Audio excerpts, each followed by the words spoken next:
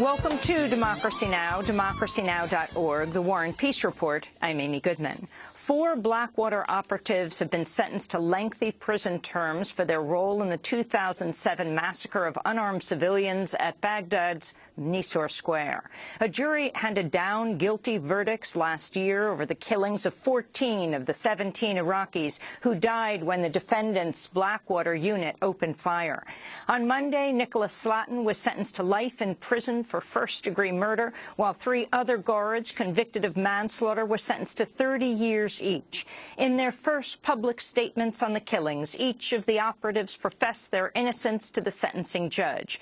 The trial and Monday's hearing featured testimony from witnesses who survived the attack and saw loved ones gunned down. Nisoor Square is the highest-profile deadly incident involving Blackwater or any private war contractor. The case lagged for years, with prosecutors accused of dragging their feet in a lower court's dismissal of the charges in 2009. In response to the sentences, Jeremy Scahill, author of Blackwater, The Rise of the World's Most Powerful Mercenary Army, said, quote, "People who gun down innocent Iraqis must answer for their crimes. So too should those who sent them there to kill at will." Russia is lifting a ban on anti-aircraft missile sales to Iran. The deliveries were halted in 2010 following a series of Security Council resolutions imposing sanctions over Iran's nuclear activities. But Moscow says the ban is no longer needed because of the framework nuclear deal reached earlier this month. Defending the sale, Russian Foreign Minister Sergei Lavrov said the system is purely defensive and suggested it's all the more needed in light of the ongoing military campaign in Yemen led by Iran's rival, Saudi Arabia. I want to stress that the S-300 is an air defense missile system, which is of purely defensive nature. It is not designed for attacks and will not put at risk the security of any regional state, including Israel. But for Iran, taking into account a very tense situation in the region surrounding it, modern anti-aircraft systems are of great importance. Proof of this is the rapid and very worrying recent developments around Yemen and the development of a military situation around this country. Lavrov also added Russia could use the money from the $800 million sale as it continues to face Western-led sanctions. In Washington, White House Press Secretary Josh Earnest said the U.S. has raised concerns with Russia about the deal, as well as over another proposal for an oil-for-food-type bartering program. The United States has previously made known our objections to that sale, and I understand that Secretary Kerry had an opportunity to raise these concerns once again in a recent conversation with his Russian counterpart, Mr. Lavrov. We're studying the details, and if this sort of arrangement were to move forward, it would raise serious concerns and even could potentially raise sanctions concerns. So we're going to continue to evaluate that moving forward as well. U.S. and Israeli objections appear to center on concerns the anti-missile systems would make it harder to launch military strikes on Iran. The New York Times notes the delivery of an anti-missile defense system could reduce U.S. leverage in the nuclear talks by making it much harder for the United States or Israel to mount airstrikes against Iran's nuclear infrastructure if the country ignored such an agreement, unquote. Retired General David Deptula, the Air Force's Deputy Chief of Staff for Intelligence, said, quote, "It's significant as it complicates the calculus for planning any military option involving airstrikes." The news comes as Secretary of State John Kerry's launched a bid to win congressional support for the framework nuclear deal. Speaking ahead of a closed-door briefing, Kerry said he hopes lawmakers will give the administration space and time.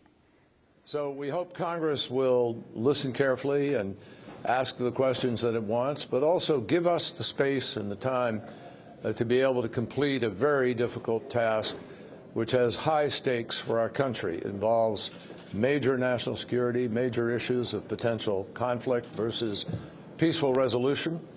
And we're very hopeful that this dialogue will be very productive. The Senate Foreign Relations Committee today will weigh a measure that would give Congress a say in the final nuclear deal with Iran that negotiators aim to reach by June 30th. President Obama's vowed to veto the measure in its current form, saying it could threaten an agreement by blocking the lifting of U.S. sanctions.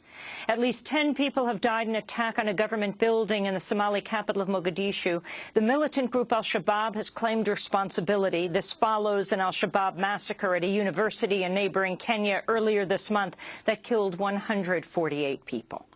Nigeria is marking the first anniversary of the kidnapping of more than 200 schoolgirls by the Boko Haram.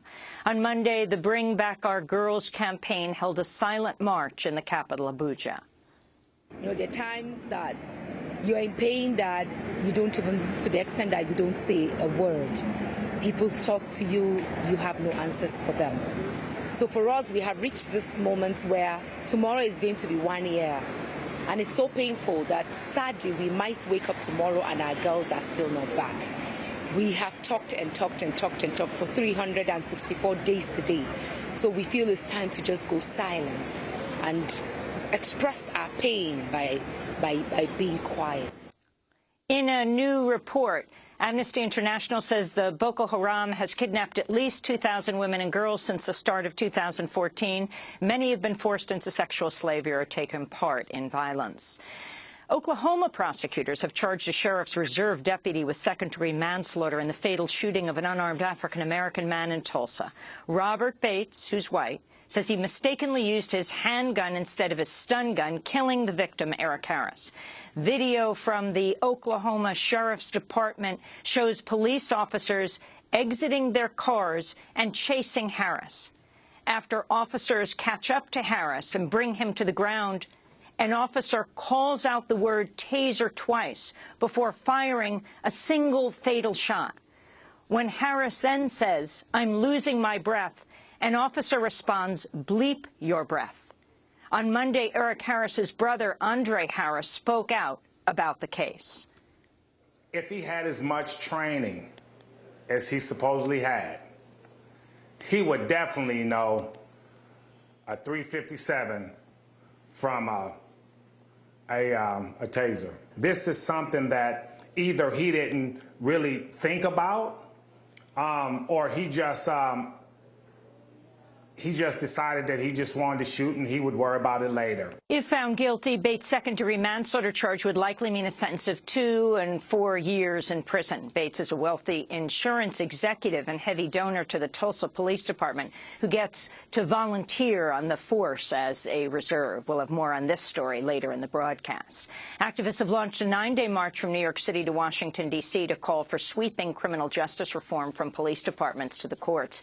The 250-mile march to justice seeks an end to racial profiling and militarized policing, as well as the dismantling of the, quote, societal and institutional pillars of mass incarceration.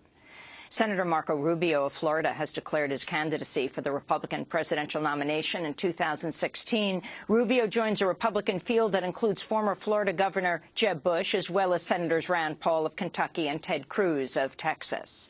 One of Latin America's most acclaimed writers, Eduardo Galeano, has died at the age of 74. The Uruguayan novelist, journalist, was the author of many books, including his classic, The Open Veins of Latin America, 5 Centuries of the Pillage of a Continent. We'll have more on Eduardo Galeano's life after headlines.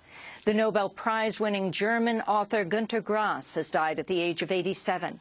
Until his death, Grass was considered to be Germany's most famous living writer. He was best known for his 1959 novel, The Tin Drum, widely considered a 20th century classic. Grass also spoke out on a number of political issues, advocating nuclear disarmament and opposing war. He was barred from visiting Israel in 2012 after publishing a poem that described the nuclear-armed state as a threat to world peace. In 2006, he drew controversy over his own past after admitting in a memoir he concealed his membership in an elite Nazi unit, the Waffen-SS, as a teenager. Grass said, quote, "It was a weight on me. My silence over all these years is one of the reasons I wrote the book. It had to come out in the end."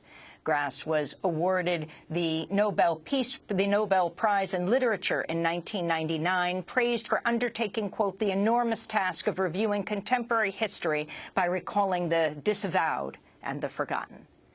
And those are some of the headlines. This is Democracy Now!, democracynow.org, The War and Peace Report. I'm Amy Goodman. And I'm Juan Gonzalez. Welcome to all of our listeners and viewers around the country and around the world.